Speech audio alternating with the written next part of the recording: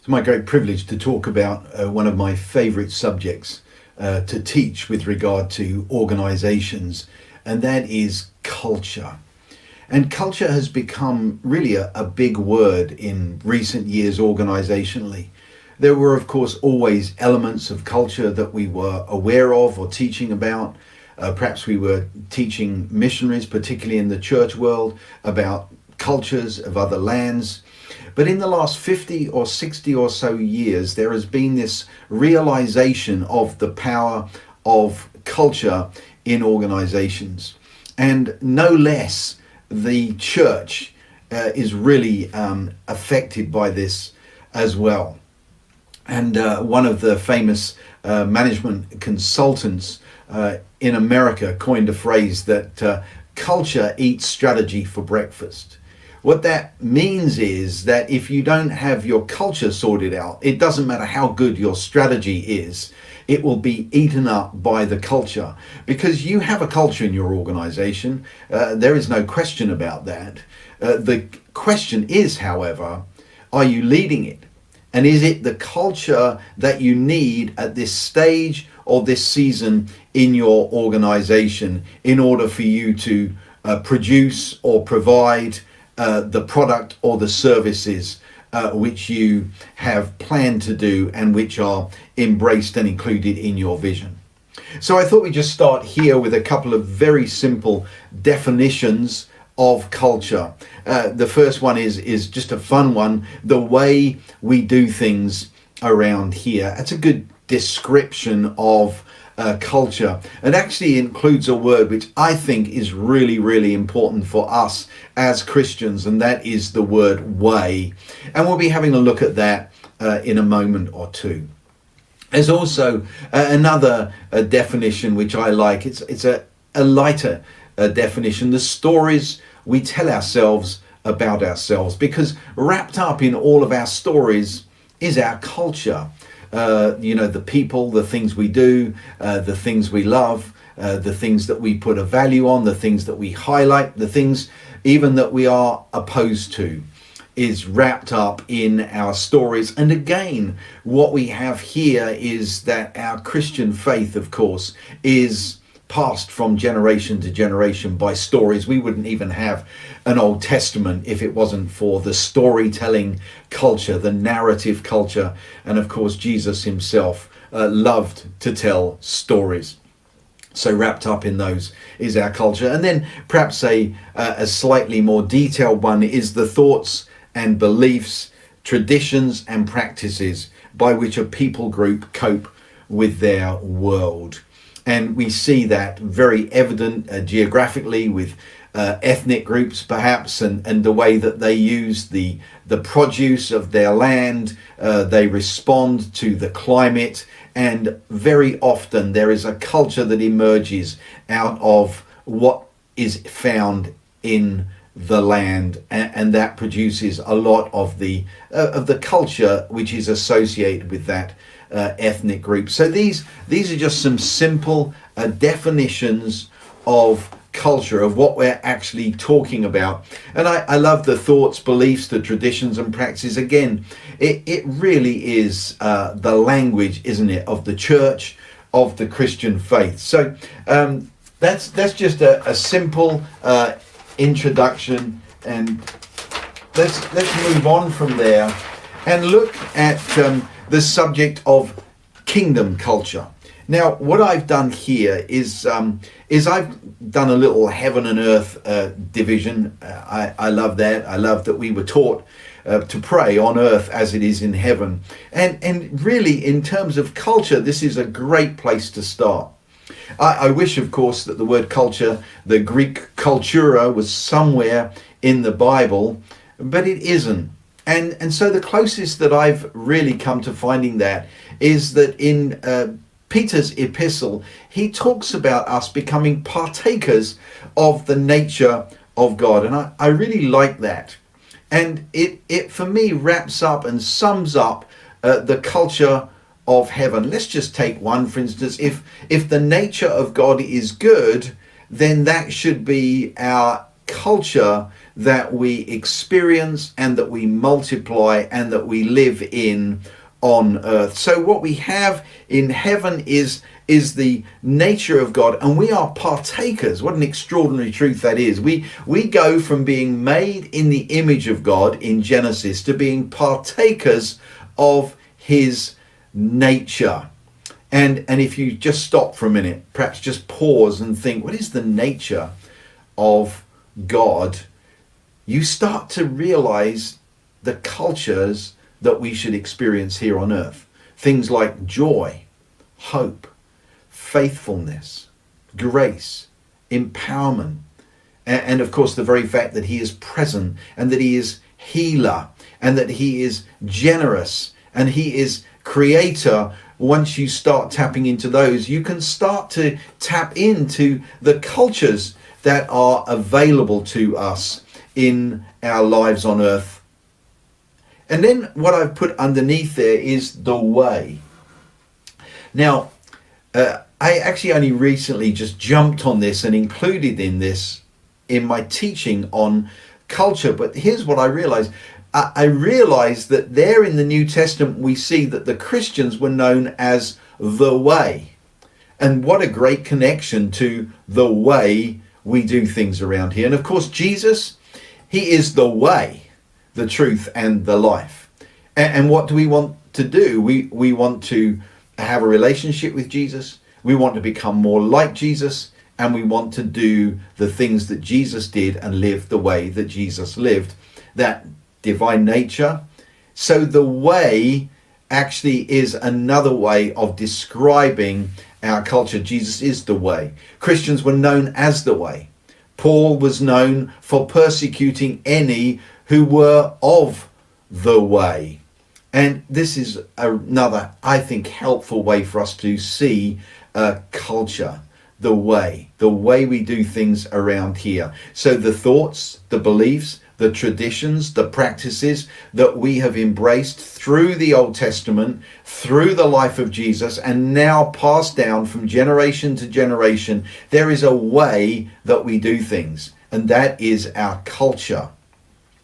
And then just at the bottom here, I've just drawn a very simple diagram, one that I often draw when I'm describing what I believe is the church, actually. And now I've called it here the apostolic family because I think we should be the apostolic family. Apostolic for me isn't as much about being an apostle as it is about being apostolic.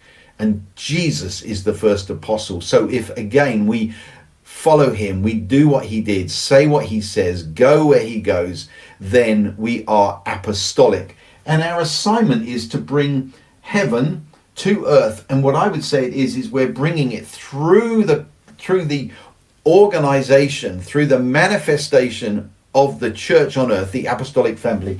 And from there we expand the kingdom.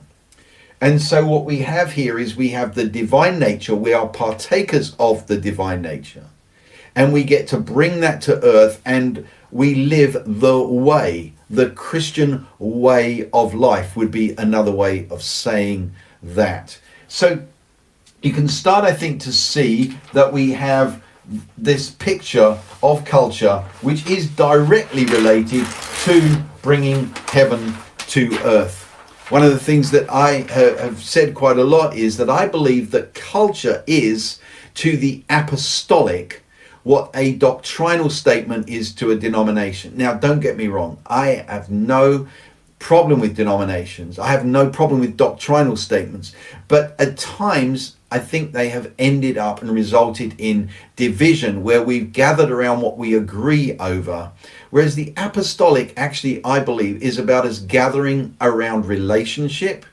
And culture actually enables us all to be in the same room together. We don't have to be agreeing over the detail of a doctrinal statement, but we do want everyone in the room with Jesus, as it were, in the center. And our assignment is to be Christ-like, to be closer and closer to the way of Christ.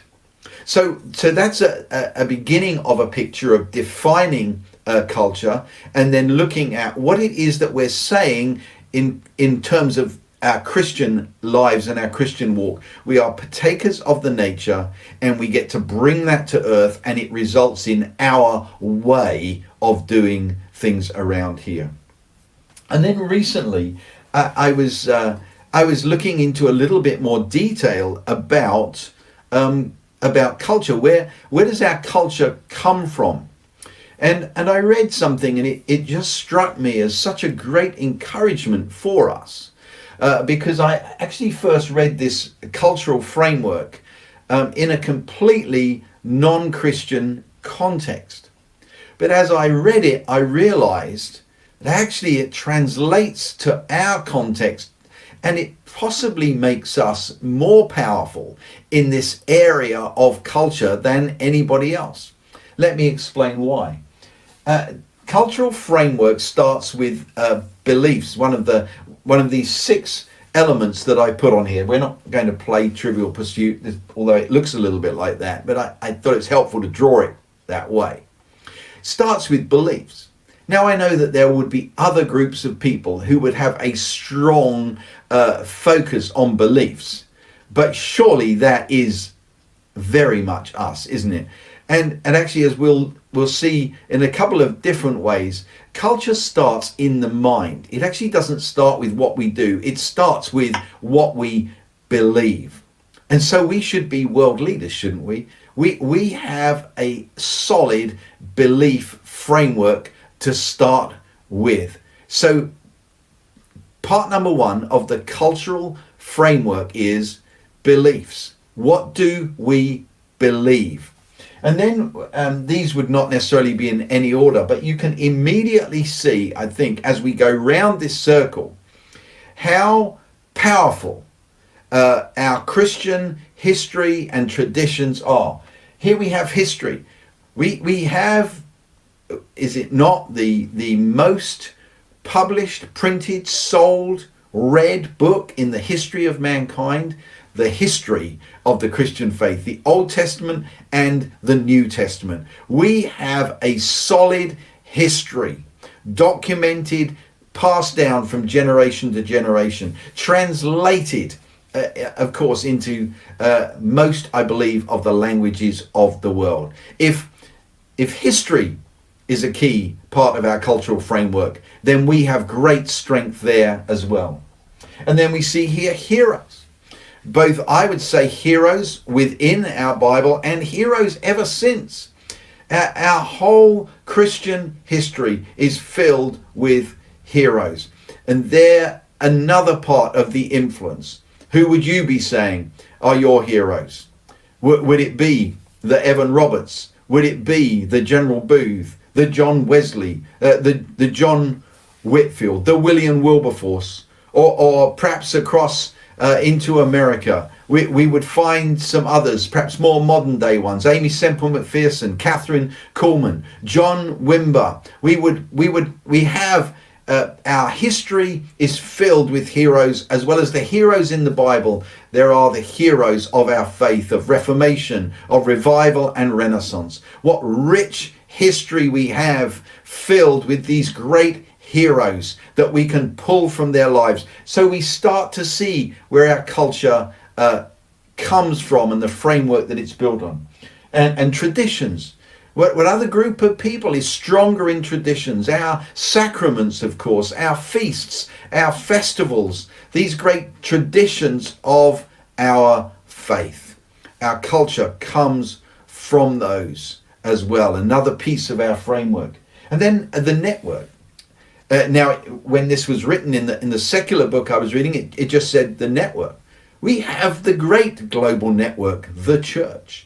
The great Apostles' Creed talks of it, doesn't it? The Holy Catholic Church.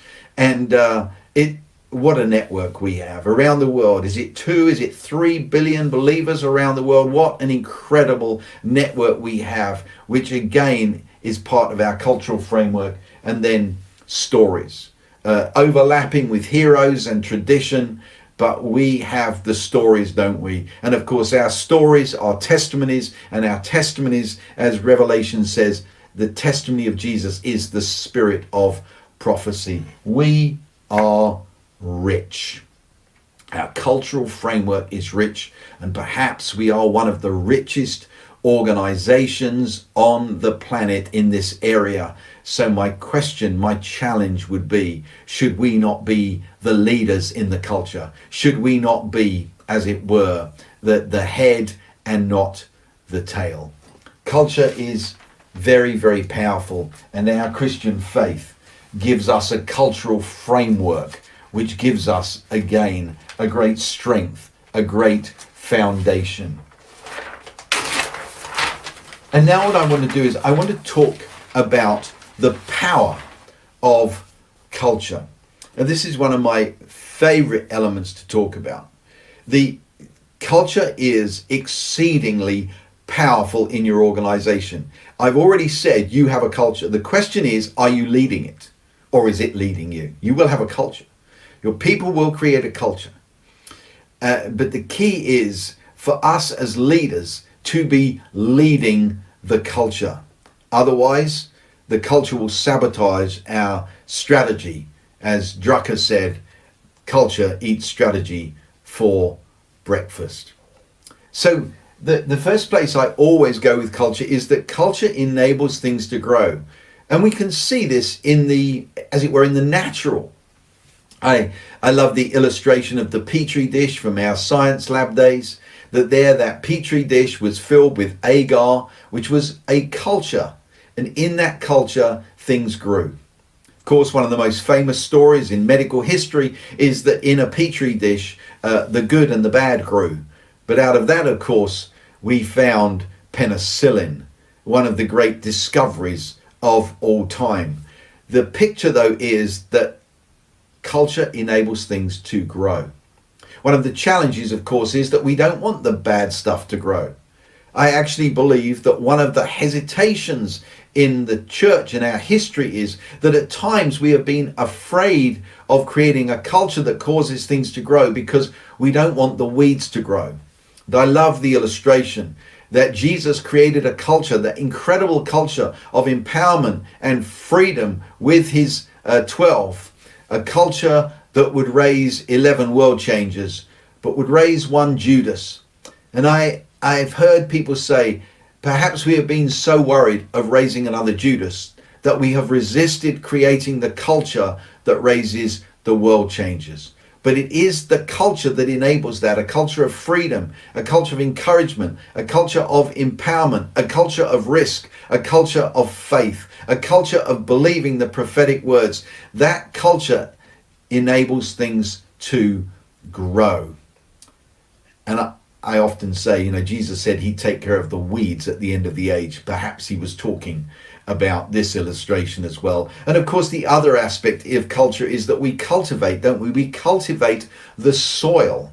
And we've got that agricultural reference that the cultivated soil, the well-manured, the well-fertilized soil enables the crops to grow. So first we see that culture enables things to grow. And then we see that the culture protects. I always use the illustration of the siesta in Spain and other countries like that. What is that about?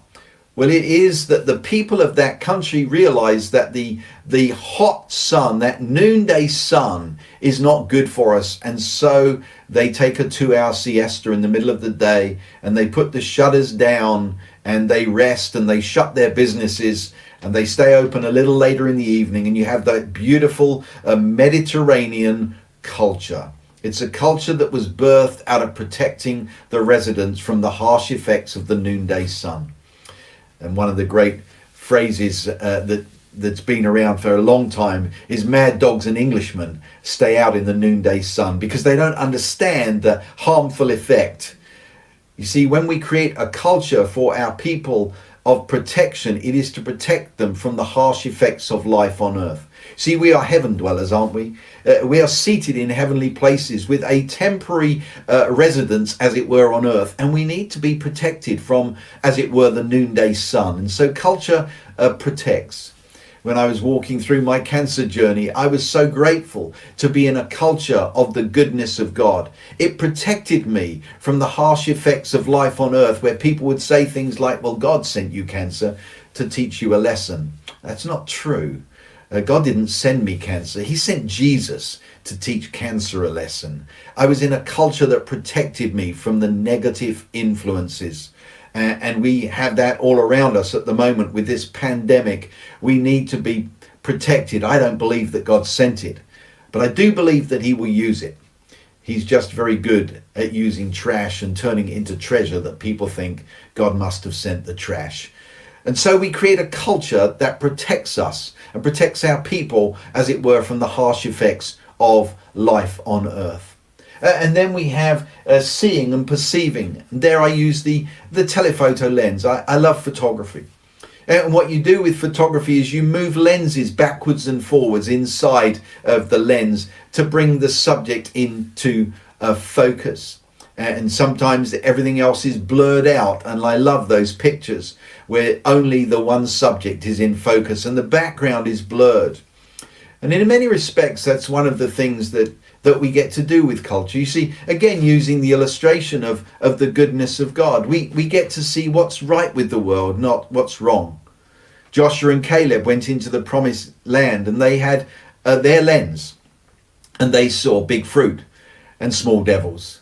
The other spies saw something different. You see, the culture helps us to see, to focus on what's right, to focus on the goodness of God and not to focus on what's wrong with the world. And here's the thing, we become what we behold. What are you looking at? And so creating a culture, again, organizationally, so we're looking at what's right and not at what's wrong. And then we have the illustration of the yeast. The culture affects everything. And that's so important for us to understand organizationally. And it's actually what we want. We want to use the power of the culture affecting everything. If you're teaching the goodness of God on Sunday mornings, you want to be teaching it on Wednesday nights and in the youth group and in the nursery and to the children, because we want the culture to affect everything. After all, the negative culture, the culture of this world affects everything. And therefore we need to make sure that we are teaching and demonstrating a culture in every situation and every environment of our organization and of our world. And so we see the power of culture. Culture is powerful, and you can see that if you don't have the culture right, the strategy will not survive. And then I want to look at the way in which culture fits in to the whole organization. This is very important and starts to move us towards how we can use the culture to help us to achieve our vision and our mission, and even our structure, the structure that we are actually putting in place to build what we're building and to do what we want to do. And this is a very simple diagram which I've used a lot of times. You can see up here, firstly we have the what. For me, the vision is a what. The reason for that is that vision implies that I can see it. So our what is our vision. You can see it. And the what always actually serves the why, the mission, which is more unseen. It's more the journey. It's more the purpose of an organization. I love the illustration of Disney. Disneyland is the happiest place on earth, serving a Disney mission that used to be to make people happy. It's a simple illustration, but it works. Many of us are involved in building churches. That would be our what, but our why would be to bring revival or transformation in a region. The why is always bigger than the what, but the what must always serve the why. And then there's the how, the structure, and the structure will always serve the what.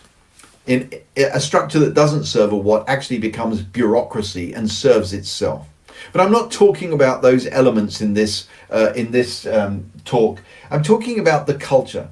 See, the culture actually serves it all. When we start to see what is it we're building, then we can start to identify what culture we need to put in place to build what we want to build. When we develop a clear why, we can start to see the culture that we need to put in place to serve that why. And equally with the structure. See, there are seasons, and we're going to have a look a little bit at that. But there are seasons in an organization. Perhaps it's a season of empowering a team, that the organization's getting bigger and we need to bring new people on and we need to empower them. What we'll see then is that we need to develop an empowering culture. We need to understand what that is, and that will be vital. If we're moving an organization from a more controlling model to a more freedom and empowering based model, there are certain cultures that we will be able to identify that we need at that stage. So the culture is able to serve the vision, the mission, and the structure. And every one of you watching this, your organization or even your personal life will be in one of these three stages of change: missional transition, visional transition, or structural transition. And the culture is able to serve those. So you can actually look and think, okay, we're in more of a structural transition. What culture do we need for this season? Or we're in a visional transition, we're changing our vision, or we're starting a new vision.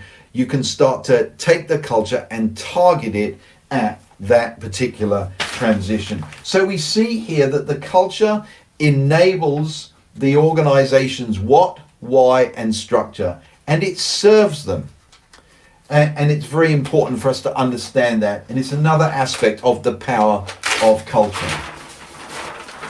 Just a very simple statement here, but it's a powerful statement, even though it may at first seem very simple. And that is that beliefs plus behavior equals culture. So we're always starting from a place of belief. See, if I believe that God is good, then I will behave out of that. If I believe that God is healer, I will behave and I will pray for the sick. And I will create a culture that prays for the sick. I will create a culture of healing. If I believe that God is generous and that we are to be generous, then I will behave generously and I will create a generous culture. One of the reasons why I always talk more about culture than I do about core values is because of this element. You can have values written on a wall, but if you don't live them out, then you won't create the culture. You can have the best values on the wall of your business or your church, but if they're not evidenced by lived out behavior, you will not create the culture. I want an organization to have a culture of trust. And I believe that that's actually very important for us. I believe in the power of trust in an organization. So I will want to see behavior that is related to my belief in trust, and therefore creates a culture of trust. One of the keys, let me just drop this in here, of creating a culture of trust is that people do what they say they will do. In other words, they follow up, they follow through. In other words, if I'm on here and I say, I'm going to send you an article or a video, if I do it, it will build, as it were, my trust bank with you. So culture is the result of beliefs, lived out behavior, which creates the culture. Now, the question is, are we going to lead that? Because that will be there. So if you're not leading the culture, your people will be leading the culture. If they believe that it's a low trust organization, they will behave according to that, and you will end up with a low trust organization. So it's very important that we as leaders lead the culture. Beliefs plus behavior equals culture. In other words, what I believe in my mind needs to be evidenced by lived out behavior, and that creates the culture. What I want to do as I begin to draw this to a close is I want to look a little bit at how we take a culture and we target it at a season of our organization, or what I've called adaptations. So culture and change culture and seasons, culture and adapting to something new that is going on. Again, I passionately believe that we as believers should be the leaders of change.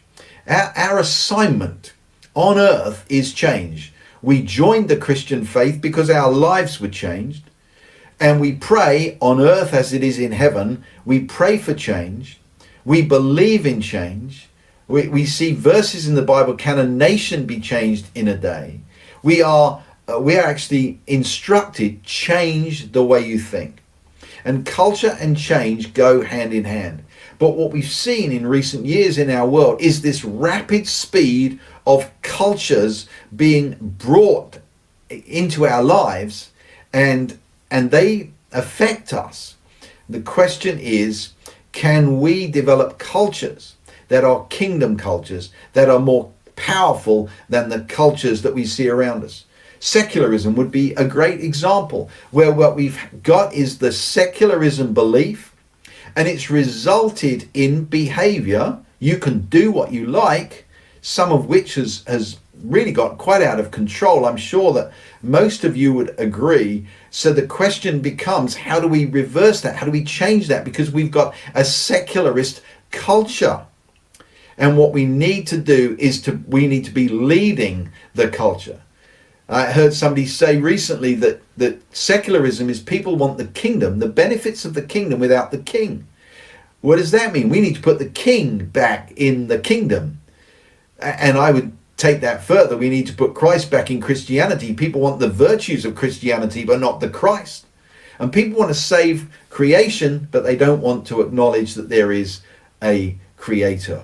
So we need to take what we believe and with lived out behavior, create the culture. And we should be the leaders of change, just as Jesus was the leader of change 2,000 years ago, when he took those 12 and created a culture and was a leader of change. You and I are ambassadors of change, change agents.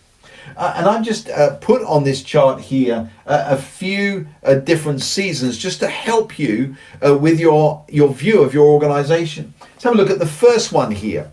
Perhaps you're a startup organization. What cultures do you need in that startup phase?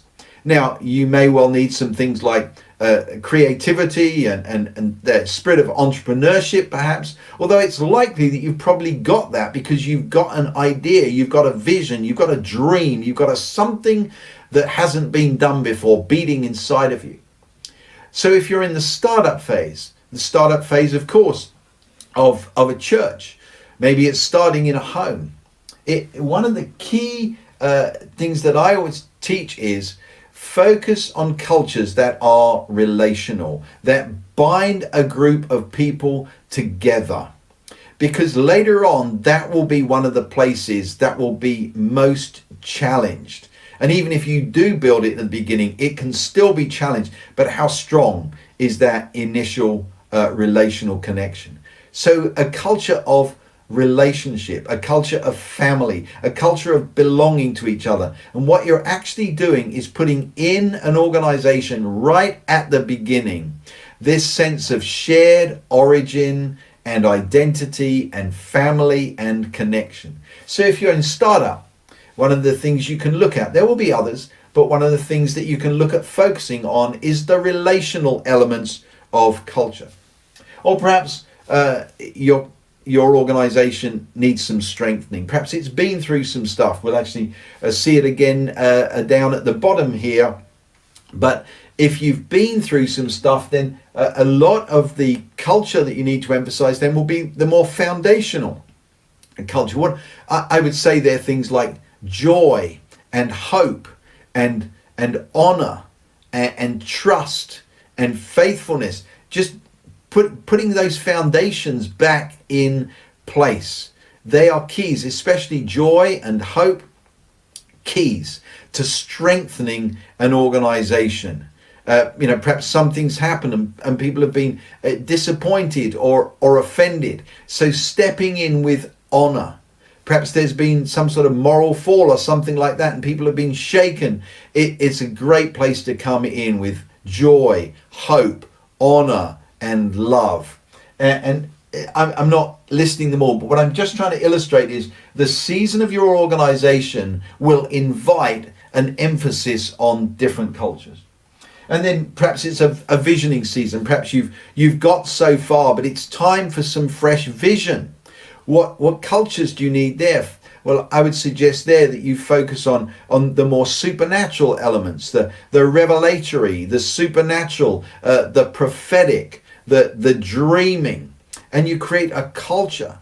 One of the things that I absolutely love about America is the American dream. Now, I'm not saying the American dream's perfect, but here's the thing. They have a culture of dreams. What's the English dream, the British dream, the European dream, the Scottish dream, the Welsh dream? Do we have that? Probably not. We need a culture of dreams. If we're going to raise up visionaries, if our organization is going to be a visionary organization, if it's going to do things that have never been done before, then we'll need a culture of dreams and of visions and of revelation and of prophecy, and those will be keys. Or perhaps it's growth. Perhaps we really want to see growth. Well, I put down here risk. These will be key cultures for growth. The entrepreneurial growth always has risk to it. I don't think I've ever met an entrepreneurial millionaire who's made $1 million or two without losing $1 million or two. There's that risk piece. And of course for us, it's faith and risk. It's praying for healing. It's that stepping into the mystery, the unknown, standing in front of the impossible. And the same would be with soul winning and evangelism. If you want to see growth in your church, then it's going to be stepping out and taking risks in the area of evangelism. Now, these are not exhaustive. They are just some clues to help you see, what season are we in? As our organization, will help you to see what cultures you need to pay attention to. And then at the bottom here, I've put down adaptations. Adaptations that are around crisis or merger or a leader change or, of course, a pandemic. And here what we can see is, if we've been through a crisis, let's take the pandemic. What are some of the effects of the pandemic? When we start to stop and think, we will very quickly start to see, I know what the opposite of that is. We've got people who have been isolated, disconnected, really missing out on relationship and touch and being in a room with other people. So creating a culture that is the opposite of that is going to be so important. And some people are going to need some help with that. The merger type of situation in an organization, there's adaptation that needs to happen there. Things that I would suggest, like living actually in tension and working out how we steward the tension perhaps between two parts of an organization. Or a new leader's put in place. There are often cultures that need to be emphasized in that season. So what I'm just trying to illustrate here is that culture can be used to target an organization in a particular season, or because there's been some sort of crisis and there needs to be adaptation. And then, finally, what I just want to talk about is to talk about establishing and emphasizing cultures. Now, let's say that what you've done, you've spent some time as a team. Perhaps you've gone through something like my Revival Leadership School or a strategic planning exercise, and I lead those and have resources related to that. And what I'll always do is I will talk about, cultures. What cultures do you need in this season? If you're planning, if I'm taking a team through a planning exercise, perhaps they've articulated their vision very clearly, they've got their mission articulated clearly, or maybe they're in some structural change, I'll be saying, let's find 3 to 5 cultures for the next year that we really want to emphasize, that we believe are what we need, either to start us up, to strengthen us, to envision us, to help us to grow, to deal with the crisis, to deal with the merger. I'll be saying, what 3 to 5 do you need? Now, I'm not talking about all of the cultures. You will have many cultures.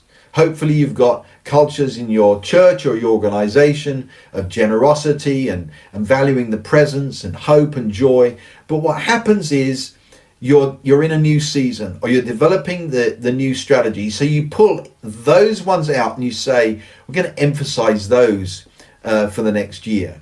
I was with an organization recently, and they came up with something that I teach about the spirit of an organization. And it was that everyone's a VIP. Immediately, you can start to think of the cultures that will serve that and will help that to grow, that emphasis to grow.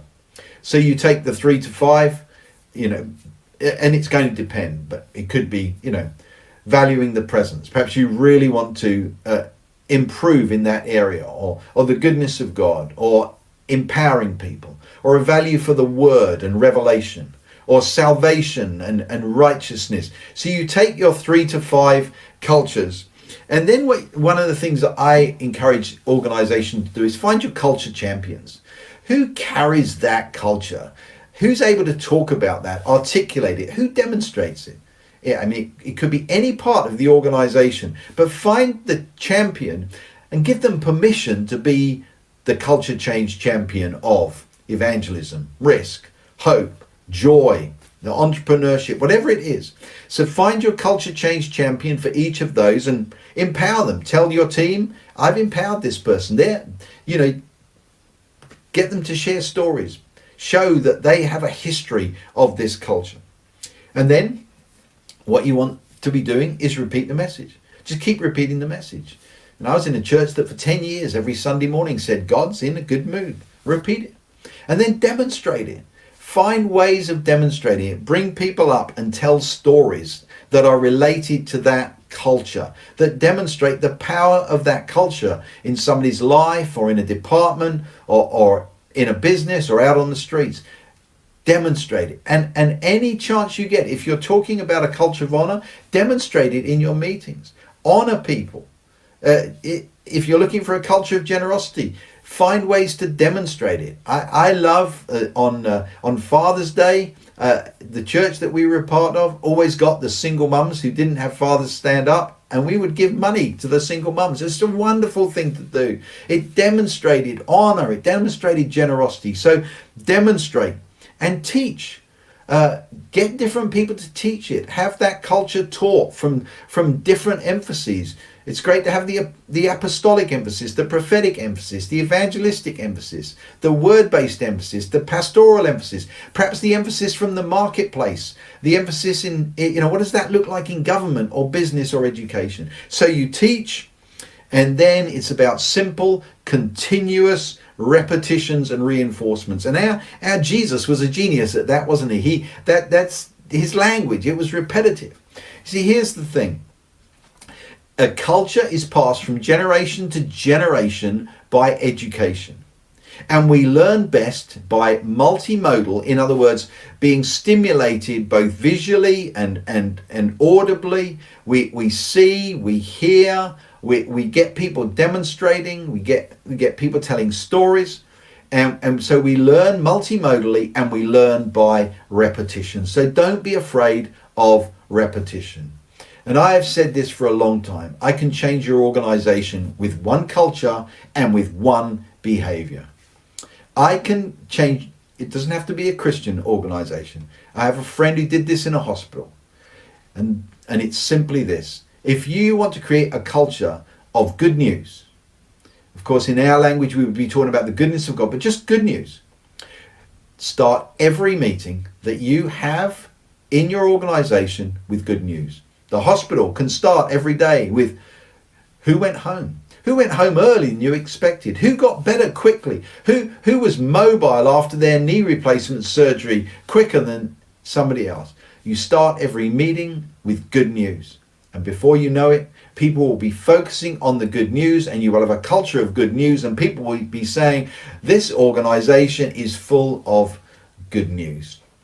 Culture is powerful. It's powerful, and of course all of us need to develop our internal culture. We have to get this on the inside. And so as leaders, if we are saying we are going to have a culture of honor, generosity and risk and faith in the coming year, then we've got to get it on the inside. Because once we've got it on the inside, we can affect the environment around us and the people around us. But culture is powerful. And I don't know about you, but I want to see the culture of heaven on earth. And culture creates an environment where we can all be in the same room together, even if we are at different places on our journey in areas of honor or faith or generosity. But Christ is in the middle of every room, and all of us can travel a journey to be more like him. The doctrinal statement often divided the room and said, if you don't 100% agree, then you can't be a part of this room. But the culture, the kingdom culture says Christ is in the middle, and we're all on a journey to be like him, to have his culture, be partakers of the divine nature and live out the way that he taught us. And so culture creates an environment where we can all participate. Culture creates unity. Culture invites everyone to step in and to believe that they can be a part of something bigger than themselves. Kingdom culture, bringing heaven to earth through our apostolic families and being sent out of our apostolic families to expand the influence of our King, the one who said he is the way, the truth, and the life. And so, Father, I ask that you will bless everybody watching this, that you will give them wisdom and revelation, that you will show them what their organization needs, what the cultures they need in this season are, whatever that season is. And for all of us, as we battle this season of this pandemic, that you will give all of us a revelation of the cultures that we need to cultivate in our own lives, so that we can multiply and create those cultures in the lives and the experience of those people that you have given us to love, to steward, to pastor, and to lead. So I ask that you would release the spirit of wisdom and revelation to bring the culture of heaven to earth at such a time as this. Amen.